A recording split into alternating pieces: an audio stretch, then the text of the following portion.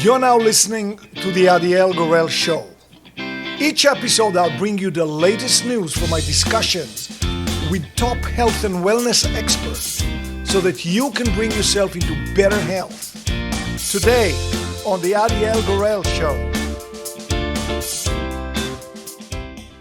It seems like it's very subtle, but it's very powerful. What you're just speaking about, the ability to be present, mindful. And to me, it's a certain sacredness that we pay not only to the food, but to our bodies that's consuming it.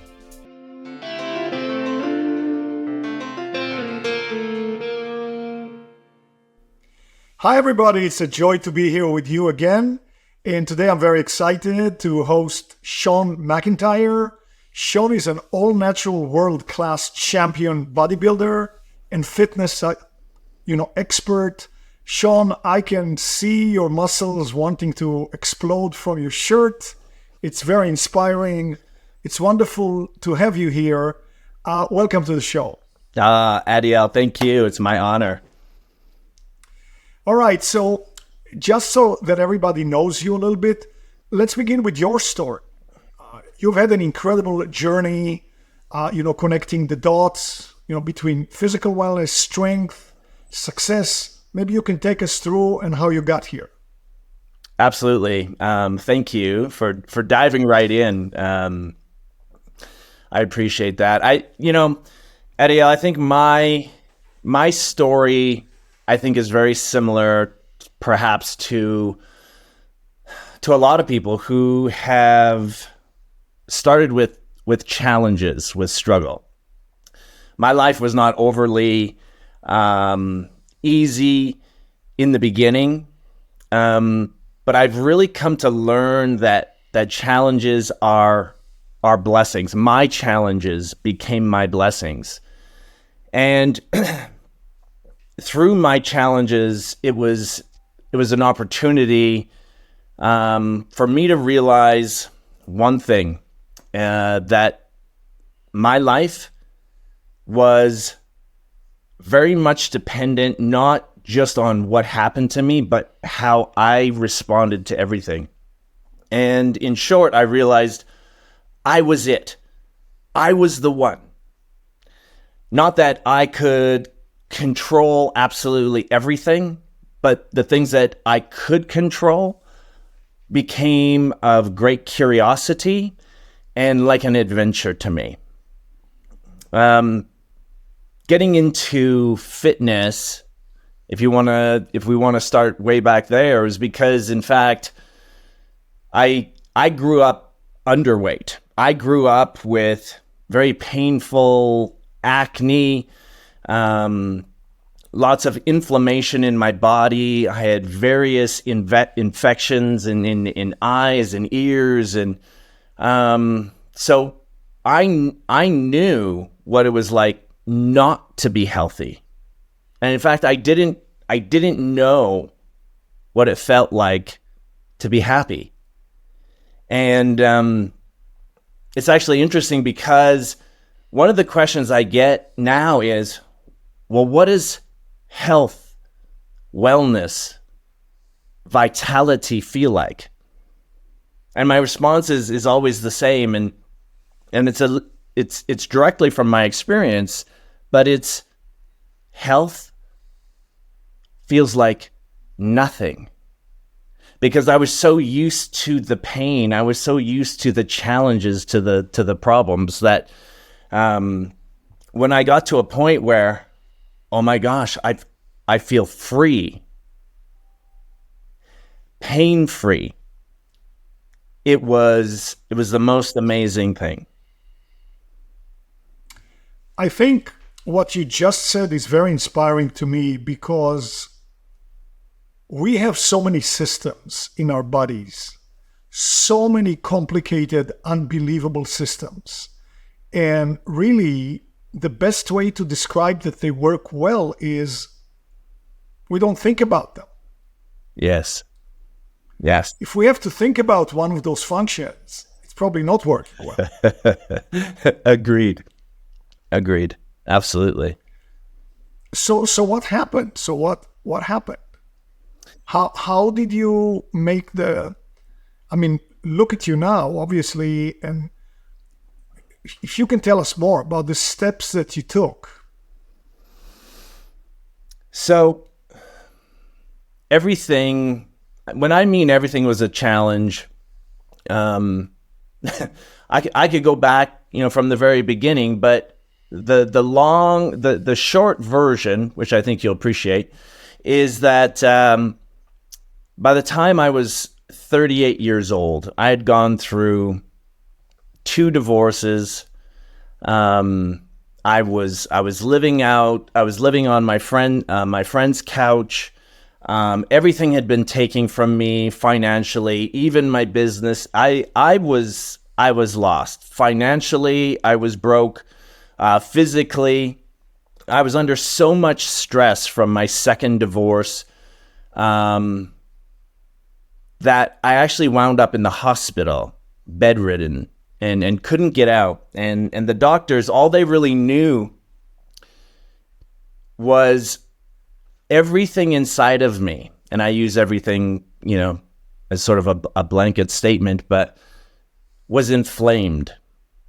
And they didn't know how to really go about it other than, Shawn, you're going to have to make some massive changes in your life. Even after hearing a doctor give me that diagnosis, and this was the medical system that I had depended on from everything that I went through, from acne to ear infections, eye infections, being underweight, low energy, low confidence, to them all of a sudden running out of answers for me. And so I was lost, and I realized that it was up to me. When we talk about the steps, I would definitely say that the first thing is I had to take responsibility for myself. Meaning I didn't have the answers at all, but I had to want to move forward. And everything looked as though it was against me, financially, health-wise. But even that, I had to be the one, Adiel, to be like, okay, this is up to me. And that's what I based my program on, which is living a level 10 life. And what level 10 means is, because sometimes we have this idea to be a 10 is we look a certain way. And if we look a certain way, then we will, that is success. Or if we have a certain amount of money, then we'll be wealthy. Or if we have a dream relationship, it looks like a 10. That's where happiness was. And that was not my experience, although I had started the first part of my life trying to get healthy, make more money, find the happiness, get the love that I didn't have when I was younger. My dad left when I was a year old, and so there was a variety of things that seemed to keep happening that challenged me. And I was always let down. I was let down mentally and emotionally. And so the steps, Adiel, that came down to my physical wellness started in my mind and in my emotions. It wasn't just having to deal with the body. We all sort of know, okay, well, if we eat healthy food, that's a great start. But that doesn't necessarily mean that you're going to be healthy or that your life is going to turn around. There's much more to it. And as you were mentioning, there's so many complex systems, organisms, that we're probably best not to have to think about them. So I wanted to figure out a way in the most simplistic version, how I could go from severe struggle to just being free, just being where I didn't have that pain anymore. So I realized coming out of the hospital that it was going to come down to me, and that it wasn't just my body, and it wasn't just thinking or being positive, but I actually had to move into, what is this energy that's driving me? And that was a big realization for me. It's going to come down to energy. That was my first start. Does that make sense? So then, yeah, it does. So then just for our viewers and listeners to follow and be even further inspired, we are looking at 2 points. We are looking at the points where you are at the hospital, you are not well in many ways, and we are looking at you now, and obviously it's a very far away place. Take us through. Okay, so you get out, you realize it's up to you, you realize what was the next thing that happened? When I got out of the hospital, there was really one thing that was on my mind, other than the fact of I didn't want to leave the planet at the age of 38. I had 2 young daughters at the time who were my reason. And I looked at them and it was like, this is my second divorce. This was not the way I had planned it. I looked at them and I was like, I want to be a better dad. I want to be a better man. I want to be better in all areas. So when I got out of the hospital, that was the immediate change. Was I had to look for a reason other than just the pain. When I looked at my daughters, that was the initial motivation. So I didn't even know what I was going to do, but somehow I found myself just wanting to be better. I ended up in the gym. And what I realized was just moving my body, there was a certain level of feel good. There was a certain level of hope. There was a certain level of, okay, there's something here. I don't understand what it is, but there's something here, moving my body. And I started to pick up, okay, there's energy here in my body. Now, what's interesting around that I found interesting was after a little bit of time, I found that I came like head on with my mind. And I realized that my mind wasn't on my side. And so just like my body wasn't on my side in the beginning, but I began to move it and I felt better, I was like, there was just something in me that I was like, okay, if I could be curious about my mind, if I could move that as well. I had all this self-doubt, and I could see that my mind gave me even more energy if I could point it into a certain direction. Not even of positivity, just a direction. I want to be better. And that gave me a little more energy. That showed me that there was even more ahead of me. And it's where I turned the coin. It's not necessarily what's wrong. It wasn't just the thoughts. It wasn't just the physical pain. It wasn't just where my mind was at. It was not what's next. And so I say, it's not what's wrong. It's what's next. To keep going. And I realized that to have a certain level of focus and move in that direction, I saw that I had this emotional state as well.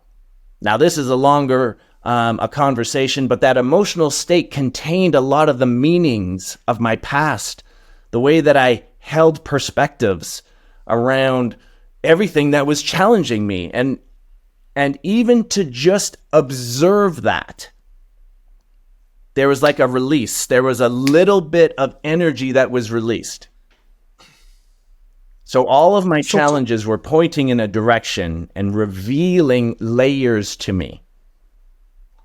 so here you are, you started going to the gym, you recognize that when you move your body, it makes you feel better.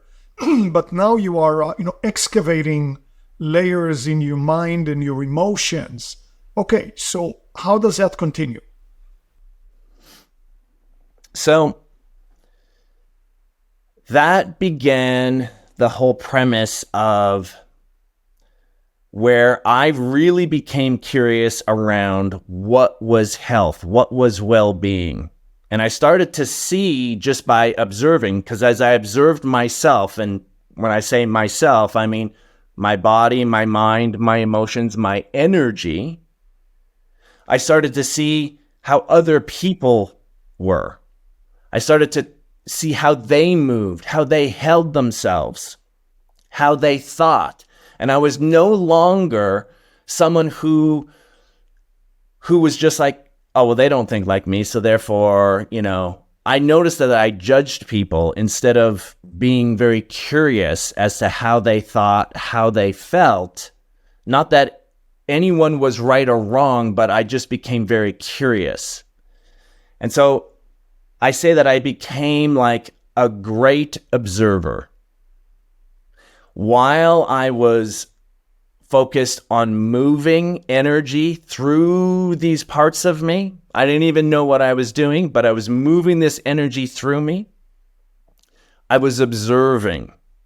I was observing myself, and I was observing my outside environment, people, how they thought, how they felt. And it was giving me insights.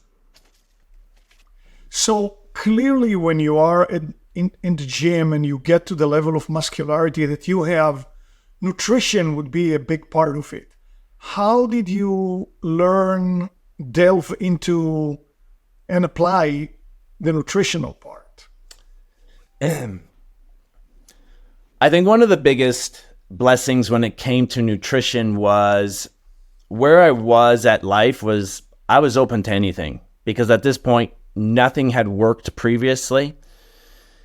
And in fact, because of how open I was, I saw, like I said, I saw my beliefs. I saw the meanings I held, my emotions, my thoughts. And when I was in the gym, I actually started to create some physical results, like you said. There were, I hired somebody to just give me a meal plan. And even that I observed. And it was like, here, we're going to put you on this meal plan, because all I knew was if I could change my body, maybe I'll get a new relationship, maybe I'll feel stronger. And so that was my focus, not knowing where it was going to lead me. But moving from getting some results, there was this natural aspect where there was people around me who were like, Shawn, you should compete. And I had no thoughts, I had no confidence in it, but there was something in me that was like, sure, that sounds great. Because for me to look that way, to me, that was a symbol of strength that I wasn't.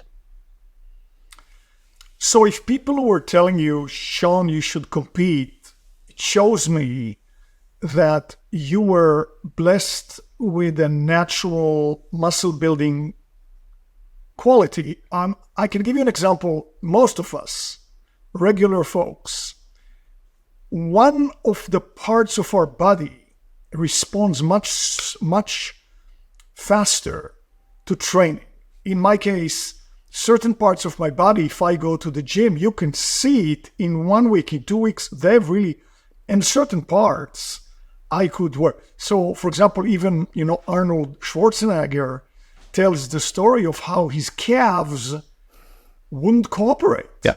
His calves were just, so what he did, if I'm not mistaken, is he cut a pair of pants so that they became shorts that showed his calves.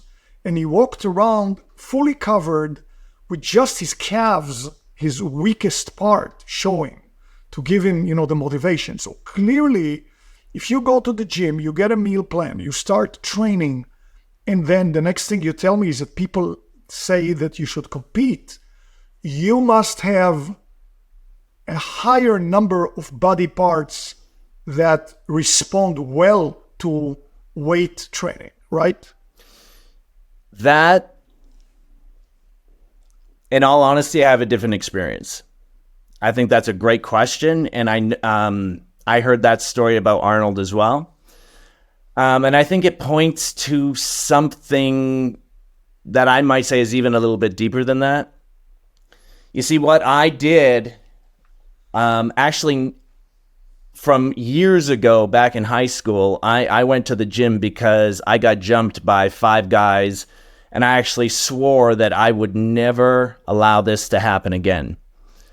And I started going to the gym back in high school. This was, I'm just going back a little bit just to give up some perspective.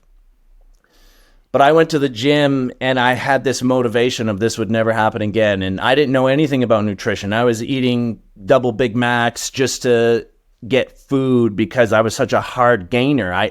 Nothing changed. And it was the point where I actually wore 2 pairs of shirts just to appear bigger. I would wear just to create a bigger silhouette in the world. And so fast forwarding now, coming back to where I was 38, I had that experience in my mind where it's like, okay, I would come home from the gym at 38 and I would actually look in the mirror, sort of like what Arnold did, I guess you could say. But in my mind, I was looking at my whole body and I was like, it was all on the line. It was like, it was all I wanted was to change. And so looking at that body that wasn't changing, that I knew that I would have a hard time, it's where I discovered the power of our mind. When you add that to your body, that's an extra fuel source on top of the food. And that was my conclusion. And so that became one of my practices. Was I'd go home and every night I would in my mind, as well as the mirror and the mind, I would put in the image that I wanted. And so someone had planted the idea to get onto stage and to compete, and that aligned with what I wanted. Not even what I believed, but what I wanted for change. So I took the mirror in my mind and I was like, this is what I want. And so every time I went to the gym, I had those pictures. And so it allowed me to work even harder, squeeze even more, be focused. The gym for me was actually a place where I could cut out the outside world. My divorce, the lawyers, all the emails and stuff that I was getting that were reminders of how much I struggled. The gym was a place for me to actually focus and become more congruent in body and mind. So you talk about your breakthrough that has occurred when you combine the right nutrition, the right training, and the right person. Can you talk about those 3 in a little more detail? Because you also put your mindset. And so I'm very fascinated, and I think this could be of great use to our viewers and listeners as well. Well, I think when it comes to nutrition, there's all kinds of diets you can go on. There's a diet for you name it, it's there. So I know for me, and that eating foods that I knew right away with when I was a certain person who was focused. You talk about the body and the mind, but I'm also going to add in that emotional layer, because I was turned on emotionally, meaning it was all on the line. I'd go home crying. I'd be in my vehicle crying on the way home because of what my outside life was. I'd go to my daughter's school, and, they were 6 and 5 years old, and they had real challenges with me, and they wanted to be with their mom and not even me at the time. And I'd go home crying, and in my car, and I'd get to the gym, and I would be so drained that when I ate food, I knew automatically whether it gave me energy or it brought me lower. And here's what I found out about nutrition is nutrition, of course, is a certain level of energy. And what I noticed about energy, and coming back to energy, is why I feel this is so important, was when my energy was high, well, then my thinking was on that level. But if my energy started to drop, even my thinking and my emotions would drop down. And so I was actually so low a lot of time that I knew automatically the foods that would raise my energy, not even what were muscle building foods or what were superfoods. No, I knew the foods that would give me energy because I was so low. And so I noticed the qualities of my mind when I added in certain foods. I noticed when I moved my body in the gym, okay, so nutrition, training, when I moved my body and squeezed my body and held my body and then released my body, my muscles, I noticed that my energy would go up or go down. And I'm like, so I designed my own training around what felt good. What was my energy doing? And so I saw how the right nutrition, the right training, and even the right person, which was I had to be aware. I had to be the person who was willing, like an adventurer, like a scientist of my own life, to be like, okay, what does work for me? Not just, okay, eat this, this is what everyone does. No, what works for me? So that actually is more than many of us can claim, because I was impressed when you said, I became aware as to which foods brought my energy up and which foods didn't. Well, very unfortunately, most of us can't make that statement. We eat, and maybe in a subtle way we feel a little more sleepy or we feel a little more up, but you seem to have been an explorer and a detective, so to speak, of those subtle changes. And so that's something that if we can all have just a little bit more of, it's going to make a difference. So when I talk about my low state, let's take hunger, for example. There's something that I talk about, which is our 7 hungers. There's 10, but I usually start off with people on the 7 main hungers. And I realized, in this ability to perceive what foods work for us or not, I figured out, and maybe you would agree as well as some of the listeners, that when it comes to hunger, I had this idea. When I was hungry, it meant take this hand, grab some food, and put it into this hole in my face. And that's how you handle hunger. But I realized that it was much deeper than that. I realized that if I took hunger and I actually broke it down, coming back to being the scientist, and I want to just share some of it, I realized that the number one hunger is thirst, is water.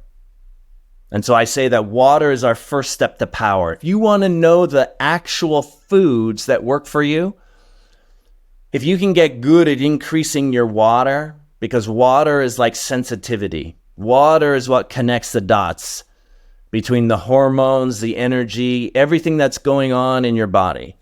Without water, there's nothing. Water is actually, when I say the first step to power, water is the conductor that can raise your metabolism or slow down your metabolism. So of course, if you want to lose weight, add more muscle, add weight, water is a great step for that. Water, of course, expands everything as well.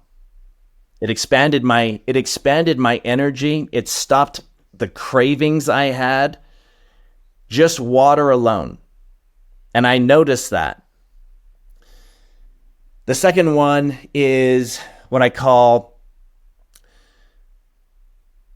well, the second hunger is for actual nutritional value or nutritional requirements. Like today, if you look at it, most people, according to studies, because over 70% are classified as obese or unhealthy.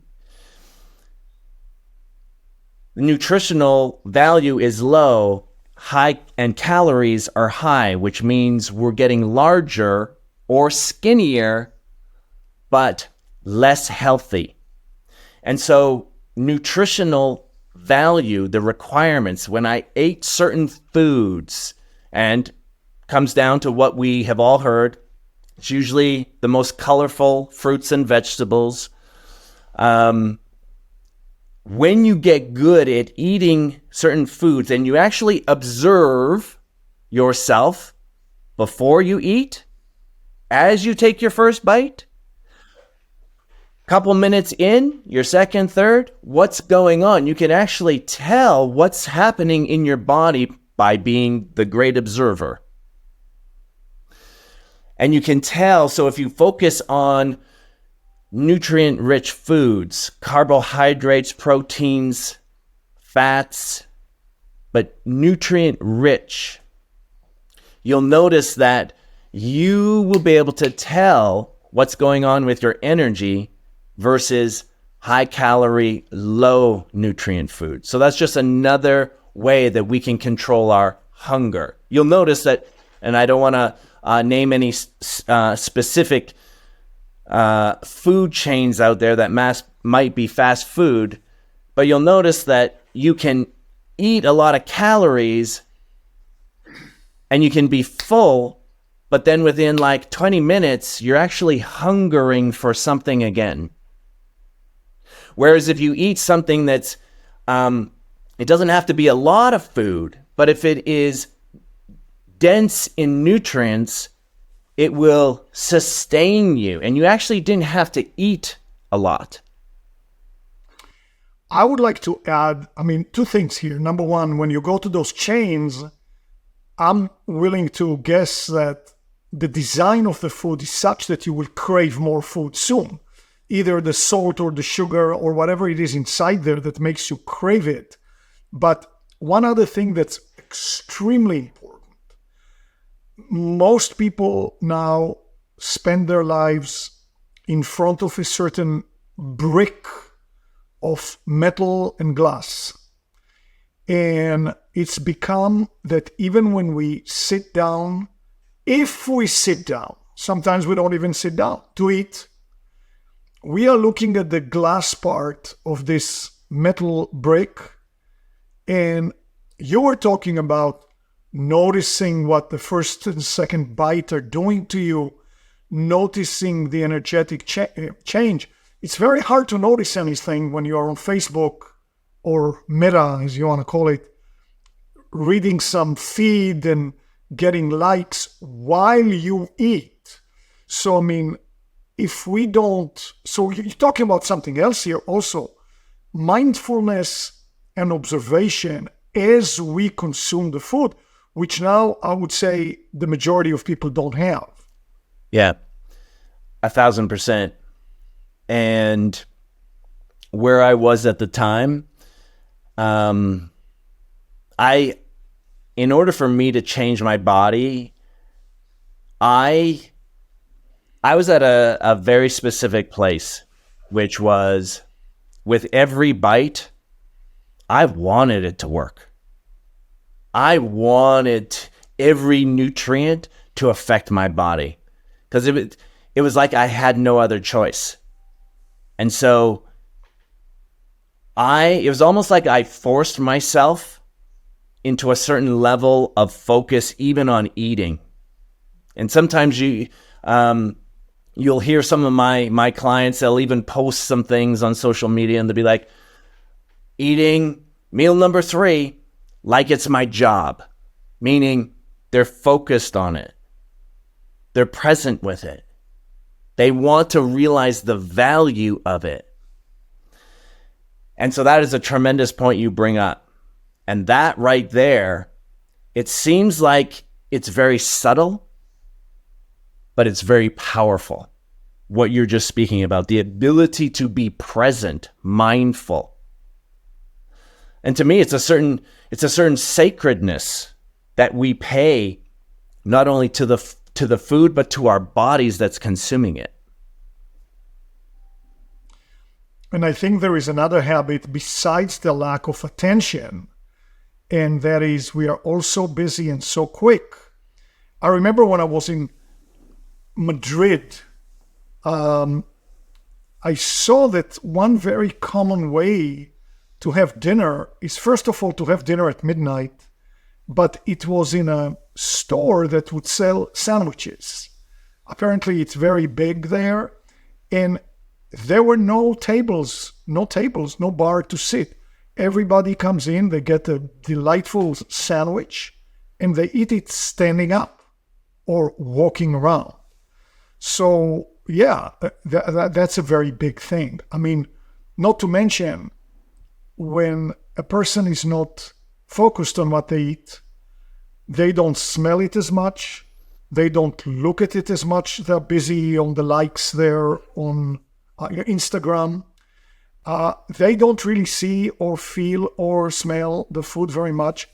And very naturally, I think a person would eat much faster. So we hear all of those cliches, so to speak, chew your food well, chew it many times, but it's all true. So, I mean, this is an enormous point. If we do nothing else, which, by the way, I'm speaking as if I'm an expert. I'm one of the worst offenders, I want to tell you that. I'm terrible.